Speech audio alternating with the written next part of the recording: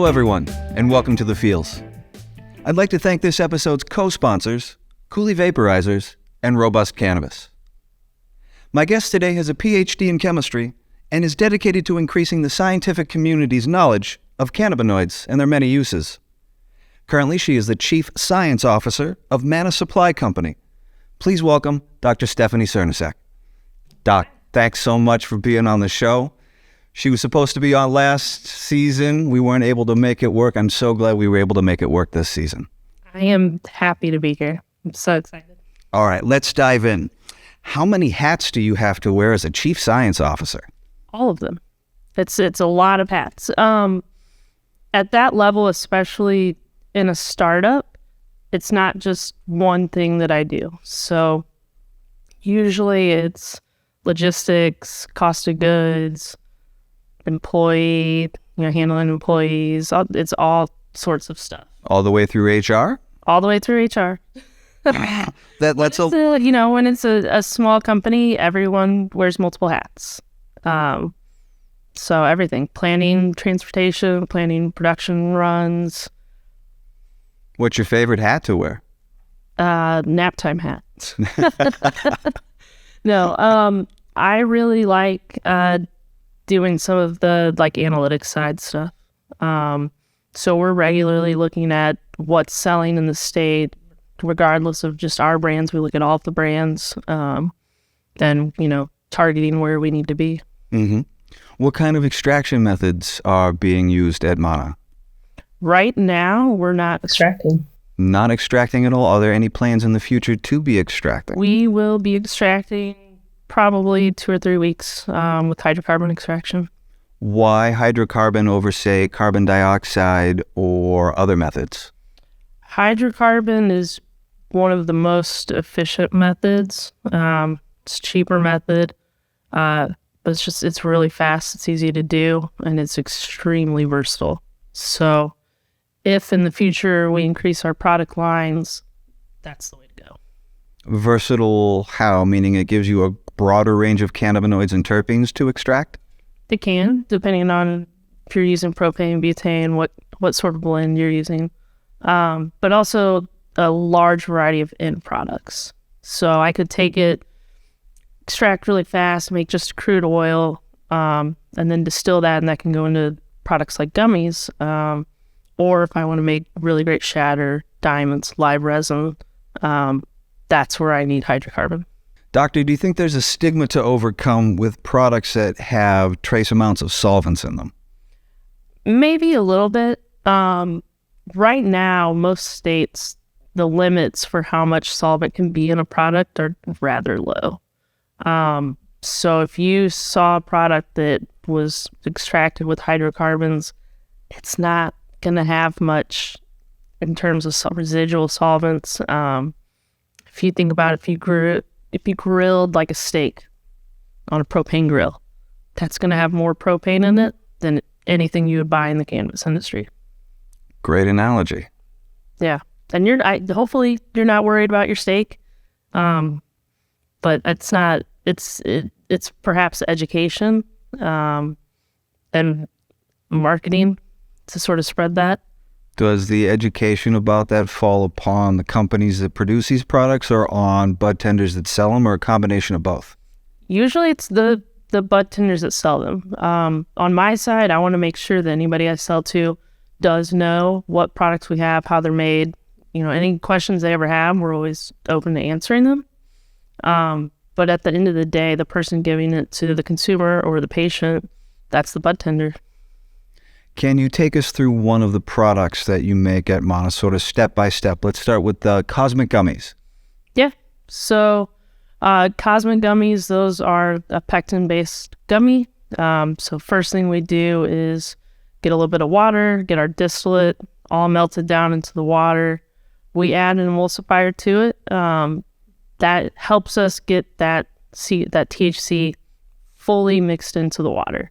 So THC naturally is an oil. Mm-hmm. Oils don't mix well with water. So we do add an emulsifier so we can get that all mixed in well. After that, it's a ton of sugar. I don't think anyone's surprised that the gummies have a lot of sugar. add a lot of sugar, add pectin, a few other ingredients, our flavoring, food coloring if it needs it. And then we pour it all into our depositors. So we have machines that are called universal depositors.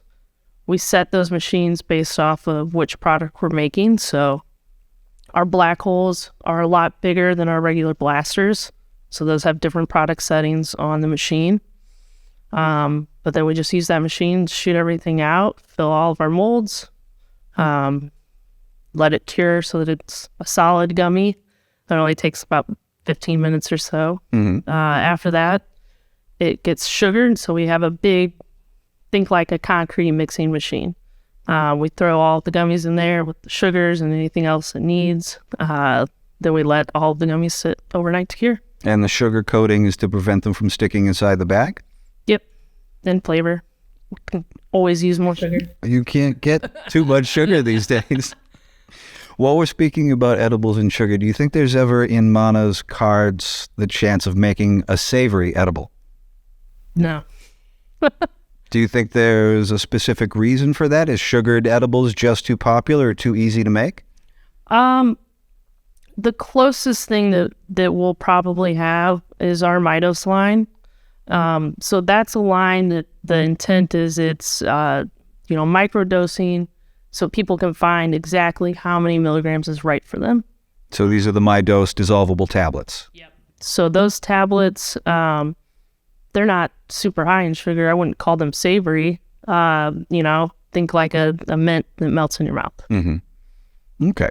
But the Kismets, definitely loaded with sugar. Yep. Those you have to be careful with. We had a pop-up at the dispensary where they had non-medicated samples for people to try. And I kept going back for the little pieces. And she's like, do you want me to just give you a whole cookie? And I said, no, let me do it this way. Yep. Those are hard not to snack on. We actually keep those in a separate room so that people don't snack on this. That's a wise thing to do. Yeah. All right. When it comes to edibles that you traditionally use distillate for, does it matter if the source material was indica or sativa? Not particularly. Once it goes through that distillation process, it's really losing its identity. So in order for something to be distilled, we're basically boiling the crap out of it. All those volatile things, terpenes, flavonoids, they burn right off. That's the first thing that goes. You can't really save it. So any kind of identity that could have had at the beginning, it's lost when we're distilling it. So if an edible is marketed as an indica, a sativa, or a hybrid, does it have added botanical or cannabinoid-based terps put back into it? You would hope, yeah. Hopefully they've either added terpenes or something like that to give it that, or it's possible that it's not made from distillate. If it's just made from the crude oil or think like live resin, it's very popular, then it's going to have that identity that the plant had. Describe for the viewers what live resin is, please. So live resin is when you take a fresh flower, you freeze it, flash freeze it, get it as cold as possible, and then you extract it while it's still frozen. And that extraction also has to occur at those sub-zero temperatures. And so what you get is a really great, very light color product that you can turn into something that you dab. You can use it in edibles. It's really versatile. Is it considered a full spectrum product? 100% it's full spectrum. So we're not, the only thing that you're not really getting that you probably didn't want to get in the first place is that chlorophyll, the lipids. Because it's done at such a cold temperature, those don't usually come out in the extraction. Are lipids or like flavonoids good for anything if they can be extracted? Lipids typically, no, they don't taste good. It's fat. It doesn't taste good. You typically don't want it. Most processes, you're filtering it out in one way or another. Something like chlorophyll, that does have medicinal benefits. Unfortunately, it tastes awful. So it's the only places you really will see it is something like Rick Simpson oil. If you see that, that's a really dark green or almost black color. That color is typically from the chlorophyll. You mentioned Rick Simpson oil. also known as RSO, but also known as FECO, full extract cannabis oil. What's the difference between the two products? Because I've seen them on shelves, both in dispensaries. I don't know if there's a difference between Rick Simpson oil and FECO other than maybe how it's extracted. So typically with Rick Simpson oil, you're extracting with alcohol at like room temperature. And that's because you want to pull out everything you possibly can from that plant to get the most benefit. Sometimes with FECO, you're not using alcohol. I've seen people use hydrocarbon and get a similar product. It's really all about the temperature you're extracting it. Do you like the whole indica sativa hybrid paradigm? No, I don't think anybody really does either. It's really great way to simplify things. Because really at the end of the day, when you're talking to a patient or a customer, you want to say it in a way that they understand. So if that's something that they already understand, an indica might make me feel relaxed, whereas a sativa, I'm going to feel super energized, then great. That is how you should talk to that patient. I'm not saying don't introduce a little bit more and say, well, maybe you feel energized because of the terpenes that are in it. Maybe look for those things too, and don't worry so much about that indica sativa label. What do we replace that with then? I think it's more education on the terpenes, and then also how terpenes can interact with the cannabinoids. So I've seen these cute little wheels that have all the cannabinoids and the terpenes, and you kind of turn the wheel, and it can tell you like what sort of effects you might have. Let's pivot to your experiences working with CBD, because correct me if I'm mistaken, that's how you got your start in the cannabis industry, working with CBD. Yep.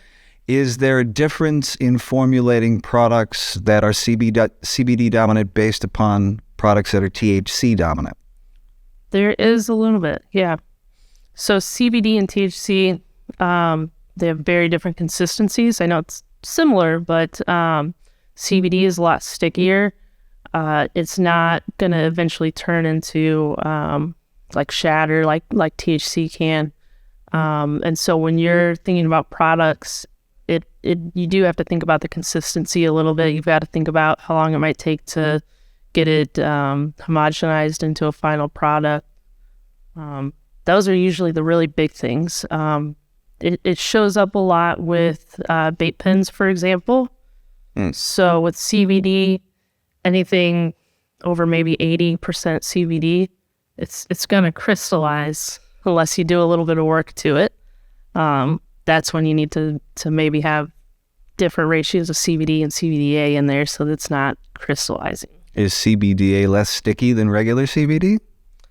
It is. It doesn't. CBD has a propensity to crystallize in high concentrations. CBDA will not crystallize. Do you see any extraction methods on the horizon that can potentially replace hydrocarbons, carbon dioxide, any other methods? Right now, hydrocarbon is just so fast and cheap and efficient. Ethanol is really coming a long way. If you look at large-scale hemp production, ethanol is where it's at. I don't know that it's going to evolve much beyond that. CO2, you do see large-scale CO2 extraction in like the tea industry. They're going to decaffeinate tea. They're probably going to use CO2 to do it. That technology hasn't transferred fully to the cannabis side. So there's a lot of really great CO2 extraction machines. They're very finicky. So they get passed on by a lot of companies because they're pretty finicky to use. They get leaks frequently, and you've got to be able to troubleshoot them. What cannabis myth would you like busted? Maybe different stories about like the origination of 420. I'd love a definitive answer on how that originated. So you don't think there's a definitive answer yet? I thought it was SoCal students that was the time that they met somewhere on campus. I feel like I've heard different stories. Maybe it could be wrong. Okay, so a definitive answer to 420. Let's see if we can't get people out there to answer that for you. What is your take on synthetic cannabinoids like Delta-8, Delta-10, etc.? I find them a little scary. Most of those are made by introducing a really strong acid to CBD, to some sort of hemp product. Then it's converted over, filtered, but there's no regulation or testing to see, well, what else did you make? And are you sure you made the right thing? Are you sure you made what you thought you made? So if you look at a chromatogram of, say, Delta-8 that was made, sometimes you'll see other peaks on there that aren't fully identified or maybe misidentified, and that's scary. You kind of want to know what you're consuming. You want to know that it's safe. Cannabis has been used for a very long time. It's safe. We've tried it. We've tested it. We know that it's not really going to be harmful for someone. In its natural form, though, do you think there's too much messing with Mother Nature going on?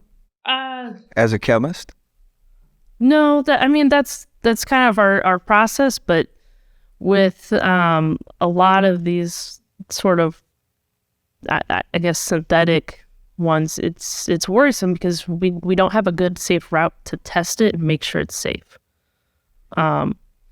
So there's always the possibility that we can convert hemp into some other cannabinoid, and it's really awesome and it's great and has all these health benefits, but until we can actually test it and try it, we just don't know. So the CBN and CBC that are being added to gummies to help people either in a daytime formula or a nighttime formula, those had to be synthesized from CBD to get the quantities they need. Is that something they should continue to do? Because we've got the 2023 Farm Bill coming up, which could potentially close the loophole that allowed for the legalization of CBD products and derivatives. Do you think we need that loophole closed? Is that going to get rid of the good beneficial synthetics? You're right, most CBN, CBC, CBG, a lot of times those are converted, but as we've seen with CBG, we can do a little bit of editing with those plants and start growing plants that are high in CBG. We can start growing plants that are higher in CBN, and there are natural, if you want to call it natural, ways to get a plant to do that. But they would have to grow it at such a scale to be able to extract what they need, right? Potentially. There's work to be done. They did it with CBG. You can find plants that are like 9 to 10% CBG, which is a ton. That gets you where you need to be. Back when you were my teacher at the CSO program at St. Louis University, you were mentioning that you were on an international committee devoted to label standardization. Has there been any progress on that front? Yeah. So ASTM has a cannabis-specific section. ASTM is a global organization. What they work on is standards for all kinds of things. So think about safety glasses. There's a standard for what that material needs to be made of, what kind of impact resistance it needs to have. That's the entity that sort of makes those standards and then recommends them to the rest of the world. So what this group is working on is these same sets of standards for cannabis. So what sort of label should we have on cannabis? What information is important? All the way to when we're extracting it or growing it, what are the SOPs that we need to follow? How should you clean a pot out after you've grown a plant in it? What chemicals should you use or shouldn't use? Mm-hmm. It's very in depth.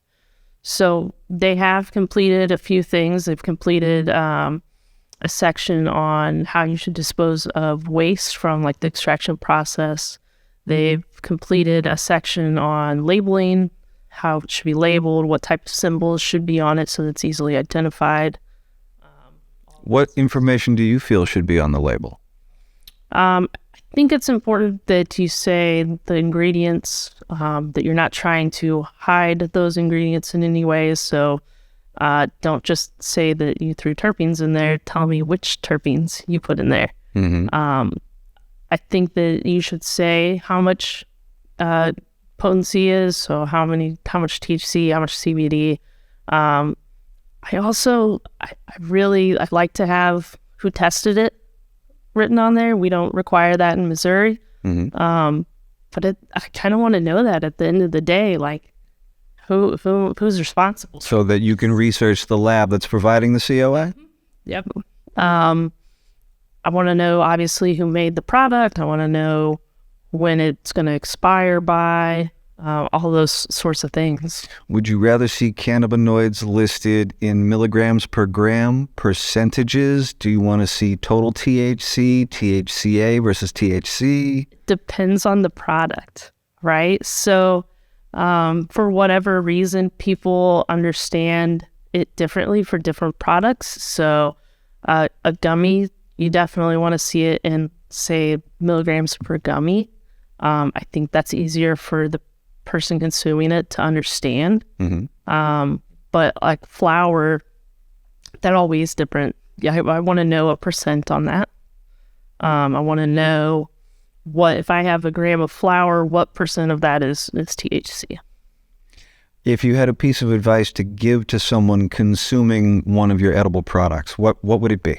Start small. If you are not a regular consumer, our black hole product might not be what you want to start with. That's 100 milligrams in a gummy. I always recommend, if you're not familiar with it or if you don't have a tolerance, start small. See how it goes. Try a 10 milligram gummy. Wait an hour, see how you're feeling, see if it's working well. But if you already know what your tolerance levels are, you already know what works well for you, we've got it. We've got 50 milligram gummies, we've got 100 milligram gummies. Then in a couple of weeks, we'll have a 200 milligram gummy. Wow. How often would you recommend a person take a tolerance break to reset their endocannabinoid system so the medicine's more effective for them? That is so dependent on each person. If you're somebody that's getting to the point that you're taking 10 gummies and it's just not really working and you're not getting those effects, that's when you might want to consider it. Or if you feel like you're having some sort of negative effects after you're consuming. If you're consuming and suddenly, you're feeling nauseous or not having your typical effect, that might be a good time to just take a short break. Would you say that consuming concentrates is a cleaner form of consumption than, say, smoking flower? Anytime you're burning anything, it's not great for you. So I wouldn't say one way or the other. When you're consuming concentrates, oftentimes it's a lot higher of a temperature. So that can add a little bit more of a, I guess, danger factor, if you will. I'm not saying don't do it if that's what works for you, but, if you're really looking at something and you want to call it safe or not safe, anytime you burn something and inhale it, it's not the best for your lungs. That's going to do it for another episode of The Feels. Many thanks to our guest, the Chief Science Officer for Mana Supply Company, Dr. Stephanie Cernicek. And thanks to all of you out there for watching and listening. My name is Jeff Rouse. We'll see you next time.